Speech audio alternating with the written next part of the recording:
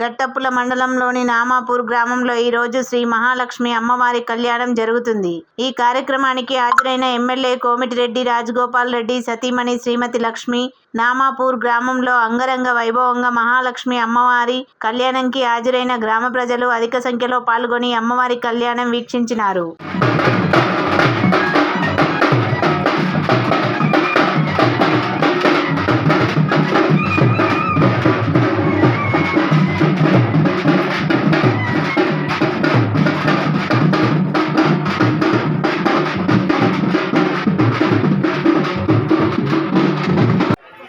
రాజు అయినటువంటి పేరులోనే రాజత్వంగా వినటువంటి రాజగోపాల్ రెడ్డి గారిని అడిగి ప్రభుత్వం తరఫు నుంచి కానీ పర్సనల్గా కానీ దేవాలయ అభివృద్ధికి సహకరిస్తారని ఒకసారి వారిని ఆకాంక్షిస్తూ కోరుకుంటూ ధర్మేజ అర్థేజ కామేజ అని 3 విషయాలు మనందరం చెప్పాం.